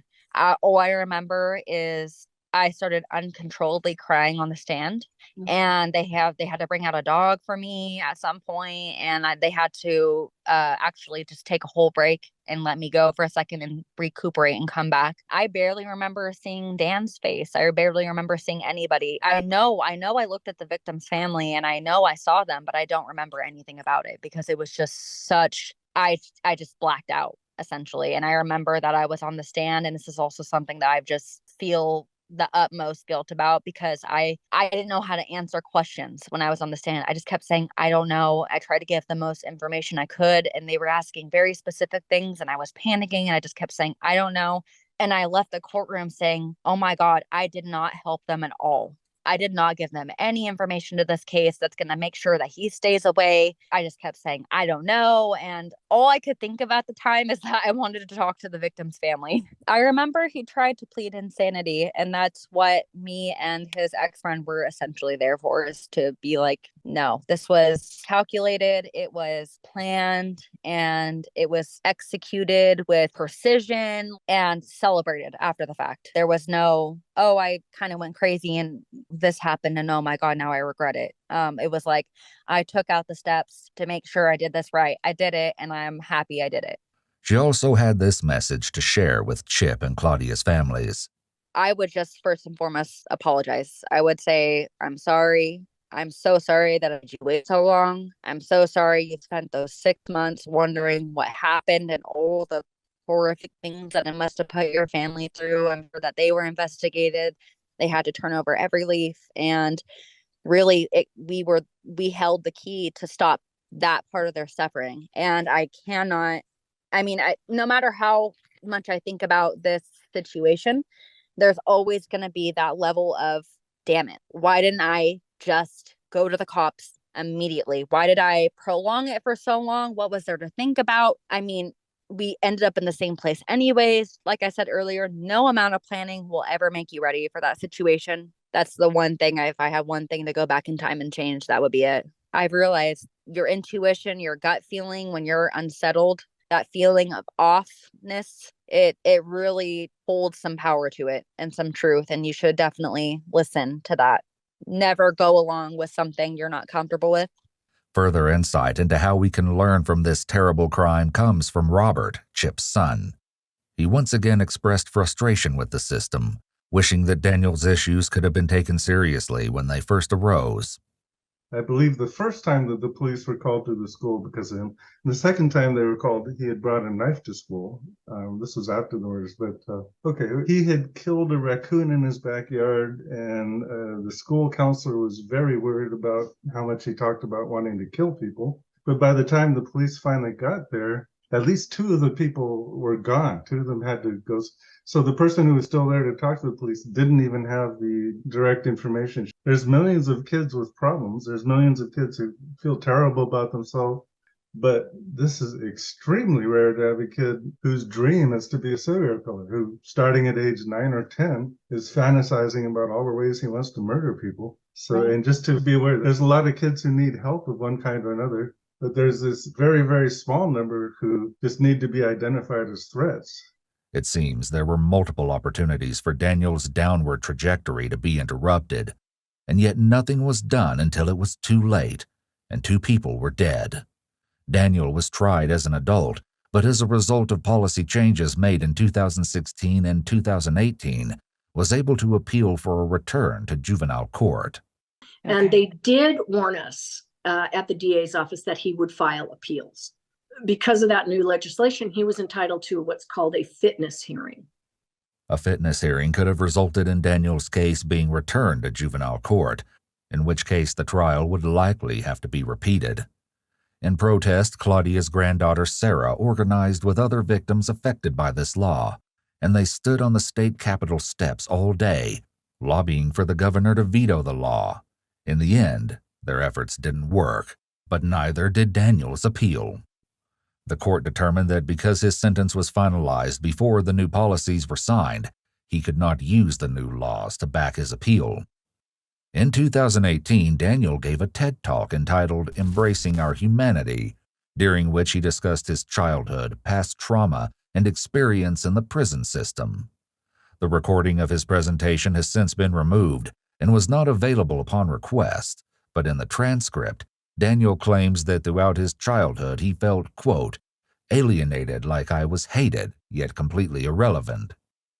He goes on to say, "It took me coming to prison to find the true value of human connection. We must learn to respond with love even in the most difficult situations." However, around the same time Daniel gave this speech, he also allegedly got the wounds he inflicted on Claudia and Chip tattooed on his own body. So one has to question how sincere his speech actually is. The murderer has taken it all the way to the California Supreme Court. They have turned him down. So it's been 10 years of appeals. They refuse to even hear it. So we don't know. According to the DAs, they say that he's not eligible to go to the federal courts because he was turned down by the Supreme Courts. I don't know, but I feel tremendous relief about that Supreme Court decision, and I can maybe stop fighting. Despite many appeals, Daniel continues to serve his original sentence of 52 years to life for the double murders with enhancements for the mutilation and torture Claudia and Chip went through. However, because he was a juvenile when convicted, he will be eligible for parole in 2037. In addition to speaking with the families of the victims, Daniel Marsh was given the opportunity to participate in this project as well. He declined the opportunity to be interviewed, giving this explanation. "I fail to see who this documentary would benefit, as all similar efforts that have come before it have, to my knowledge, only prolonged and even resurfaced the suffering of everyone I've hurt. I'm not interested in amplifying that pain and exploitation by revisiting old traumas they've suffered through my actions." Ironically, Daniel does not acknowledge the role his appeals may have played in dredging up past trauma for the victims' families. We also had the opportunity to correspond with Daniel's fiancée, Catalina Escolar. She states that they're currently finalizing their marriage paperwork, and that somehow, despite Daniel's incarceration, the majority of our time each day is spent together, but didn't offer any details on how this is logistically possible. In regard to how she and Daniel met, she reports that they grew up in adjacent hometowns. One has to wonder then if perhaps her house was one of the ones Daniel considered entering to commit his gruesome crime. While contact with this unexpected couple was initially very professional, correspondence was abruptly and unexpectedly severed by Catalina as soon as the existence of Daniel's contentious TED Talk was mentioned. "No," Catalina wrote, "we do not want to be a part of this, as we both stated numerous times. Stop asking." In what seems to be a direct contrast to how Daniel and Catalina view media involvement in the case, Claudia's daughter Victoria says that she has embraced the opportunities to share her story and ensure that Chip and Claudia are remembered as more than just victims. It was about speaking to someone about it, just like I'm speaking to you, right? I'm telling you the story again. So when I leave this interview, I know I'm going to feel better. I'm telling you about my mom. I'm telling you about my experience, and you're listening. And then I got to the point where I have to trust you or the media to give to their listening community. I don't want to be the woman on, the internet that said the murderer cut my mother's eyes out. I don't want to say that. And so in the beginning, I was mad about that. Like, this is the life that I have now. But that is the life that I have now. So I have to deal with reality, and I had to deal with incorporating that into my own life. For Victoria, Sarah, Merida, the rest of Claudia and Chip's family members, and Daniel's ex-girlfriend, there is no forgetting. There is only moving forward and healing in the face of the new reality that was forced upon them. And as unfair as it is, they may have to keep fighting to ensure that justice continues to be served. On behalf of the EWU team, we would like to thank those who participated in interviews. Thank you to Victoria Hurd, Sarah Rice, Merida Murray, Robert Northup, and Daniel's ex-girlfriend for helping us provide a thorough and thoughtful study of this unfortunate tragedy.